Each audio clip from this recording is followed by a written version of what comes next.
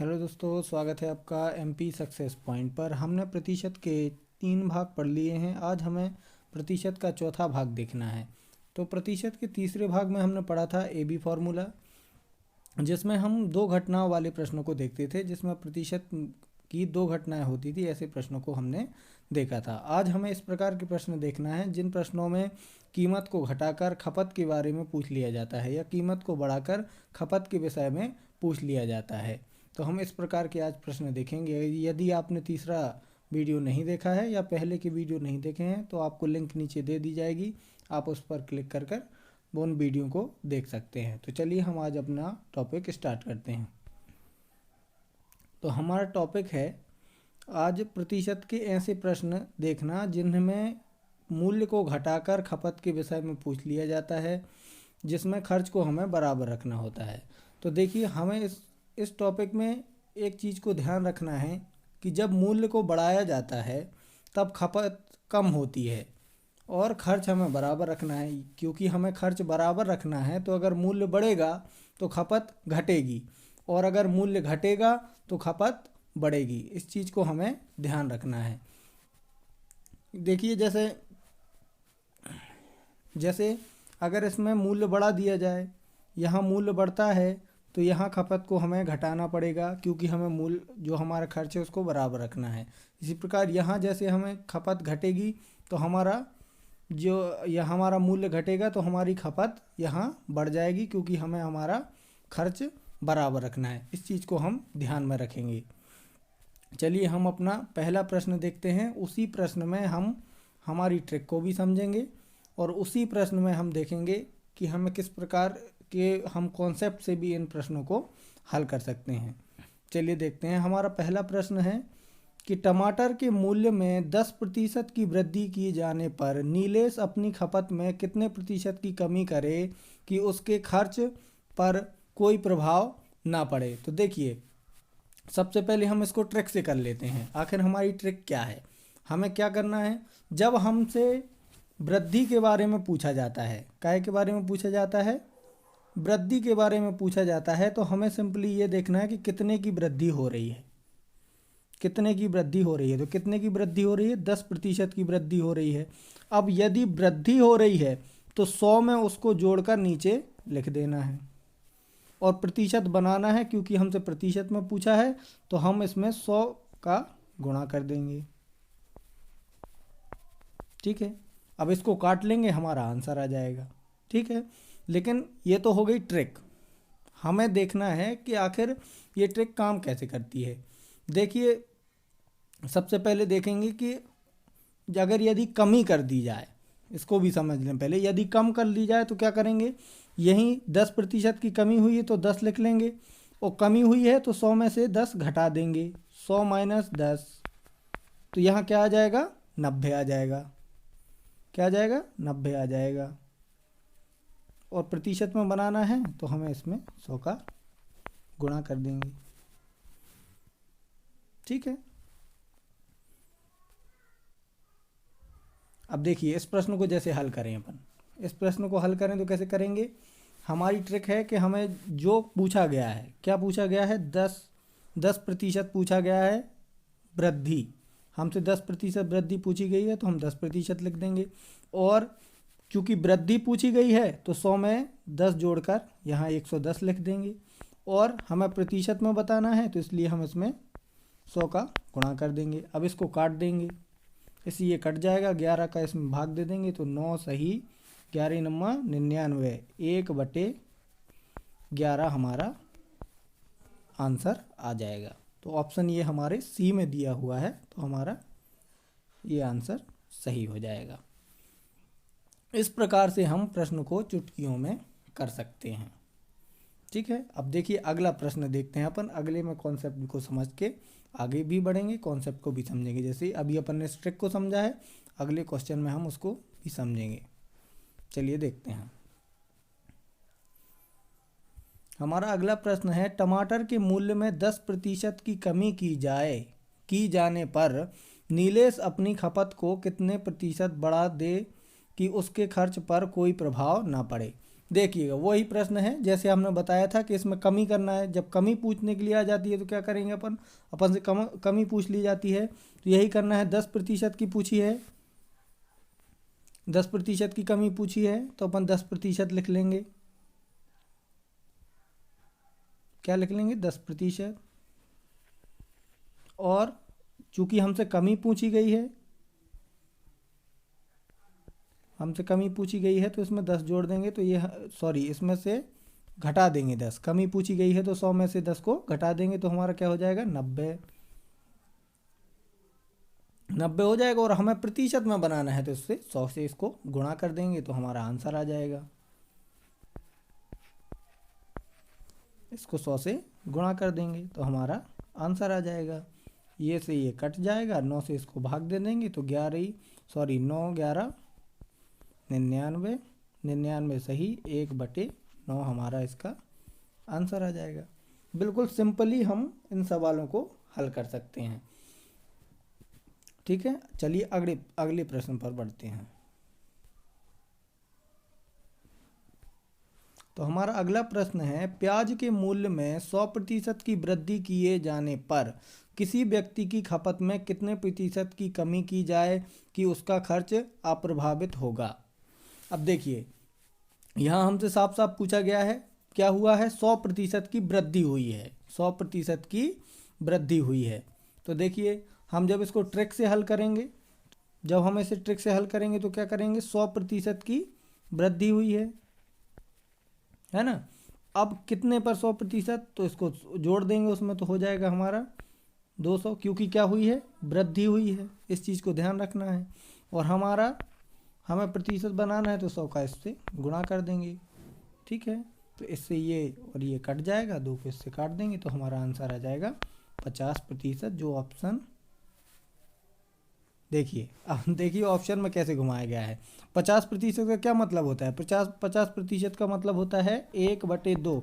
अरे भाई प्रतिशत लगा है, इस प्रतिशत का मतलब क्या होता है, /100। अब इस /100 लिख के इसको एक बार काटेंगे, इसको 2 बार कट जाएगा तो क्या आ जाएगा हमारा 1/2। तो हमारा आंसर क्या हो जाएगा, ऑप्शन बी।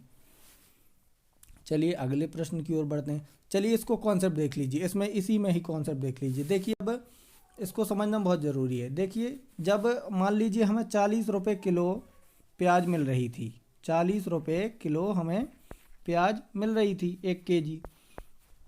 अब उसमें 100% की वृद्धि की गई मूल्य में, तो मतलब 100% मतलब कितना, 40 और मतलब दुगना हो जाएगा, 80 रुपये, 80 रुपये kg मिलने लगी हमको। अब चूंकि हमें अपना खर्च अप्रभावित करना है, हमें केवल 40 रुपये ही खर्च करने हैं, हम 40 से 1 रुपये ज़्यादा खर्च नहीं कर सकते। तो अब हम लेने जाएंगे 40 रुपये की, तो कितनी मिलेगी, आधा किलो। कितना मिलेगी, यहाँ kg लिखना है,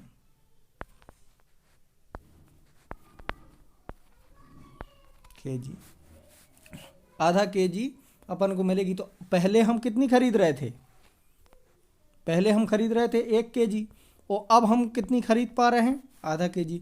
तो खपत में कितने की कमी हो गई, 50% की। हुई कि नहीं हुई, तो इस चीज़ को समझना है। चलिए आगे अगला क्वेश्चन देखते हैं। तो हमारा अगला प्रश्न है, प्याज के मूल्य में 100% की कमी किए जाने पर किसी व्यक्ति की खपत में कितने प्रतिशत की वृद्धि की जाए कि उसका खर्च अप्रभावित हो। प्रश्न वही है, सिर्फ उसमें उनने वृद्धि की थी, इसमें हमें कमी की गई है और हमसे वृद्धि पूछी गई है। तो कुछ नहीं करना है, हमने सीखा ही है, अभी सीखा था। क्या सीखा था, कमी पूछी गई है, कितने की कमी पूछी गई है, 100 की कमी पूछी गई है, 100% की कमी पूछी गई है। और 100% की कमी पूछी गई है तो अपन इसमें से 100 में से 100 को घटा देंगे, और प्रतिशत बनाना है तो 100 का गुणा कर देंगे। ठीक है, अब देखिए यहाँ 100 और बटे 0 बराबर गुणित 100%।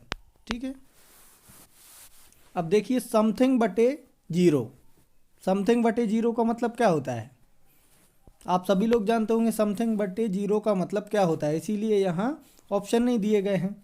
है ना, क्योंकि ये प्रश्न आपसे पूछा गया है। समथिंग बटे जीरो बराबर क्या होता है, आप कमेंट बॉक्स में बताएंगे। अभी पोस्ट करिए वीडियो को और कमेंट में बताइए, वरना वीडियो के लास्ट में हम तो बताएंगे ही। ठीक है, चलिए अगला प्रश्न देखते हैं। तो चलिए देखते हैं हम हमारा अगला प्रश्न। तो हमारा अगला प्रश्न होगा कि पनीर की कीमतों में 50% की कमी की गई तो कोई व्यक्ति अपनी खपत में कितने प्रतिशत की वृद्धि करे। बस हमें क्या करना है, हमने तो सीखा ही है। हमने सीखा है कि जब कमी करनी है तो लिख लिया सीधा सीधा। क्या लिख लिया हमने? लिख लिया 50% की कमी करनी है।